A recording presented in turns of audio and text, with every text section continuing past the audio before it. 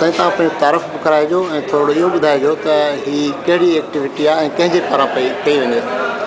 मुंहिंजो नालो ख़ान मोहम्मद ज़ंगे जो आहे। मां प्रेसिडेंट आहियां SPLA government Islamia science college Sukkur जो।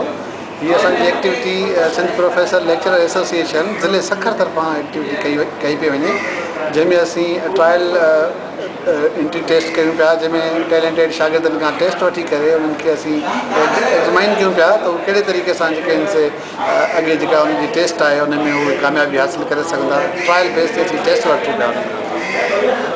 पर सर हीअ त हिकु नओं ट्रेंड आहे। ॾिठो इहो वेंदो आहे त जेके असांजे उस्तादनि जूं तंज़ीमूं आहिनि उहे बाइकाट कराइण में, झिड़नि कराइण में या प्रमोशन्स जे लाइ या हक़नि जे लाइ कमु कंदियूं आहिनि, पर हीअ पहिरीं तइलीमी एक्टिविटी आहे जेका ज़िले सखर SPLA पारां कई थी वञे पई। इन जे बारे में तव्हां छा चवंदो?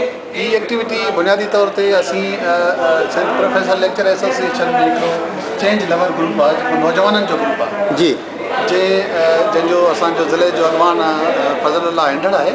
उनजी हीअ एक्टिविटी आहे त तइलीम खे प्रमोशन बि ॾिजे।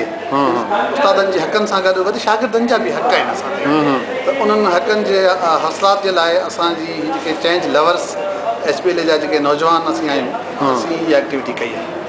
तमामु भली ॻाल्हि आहे। ऐं मां सम्झां थो पियो त असांजे उस्ताद तंज़ीमुनि खे तव्हांजे इन शइ खे फॉलो करणु खपे ऐं अहिड़े क़िस्म जूं जेके इल्मी काविशूं आहिनि ऐं वॉलंटियरली उहे वधाइणु खपनि।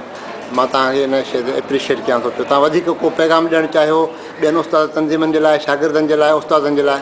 असांजो पैगाम इहो आहे त असांजो सभ खां पहिरियों जेको फोकस हुजणु खपे सां जेके उस्तादनि जा हक़ आहिनि उहे त यकीनन असांजे फोकस में आहिनि, पर शागिर्दनि जे हक़नि ते, शागिर्दनि जेको असांजो ऑब्जेक्ट आहे उन ते बुनियादी तौर ते फोकस न वञे, का बि कल्चर खे ख़तमु कयो वञे ऐं नौजवान जेके टैलेंटेड जेके असांजा शागिर्द आहिनि उन्हनि जे लाइ SPLA तरफ़ां हिकिड़ी अकेडमियूं पंहिंजूं ठही वञनि जंहिंमें उन्हनि खे बिना पैसे जे तालीम ॾिनी वञे ऐं उन्हनि खे बहितर तरीक़े सां उन्हनि खे सुठो इंसान बणाए सघे। तमामु भली ॻाल्हि आहे त हीअ असांजे दोस्त साईं ख़ान मोहम्मद ज़ंगे जो साहिबु जंहिं पंहिंजो इज़हार कयो।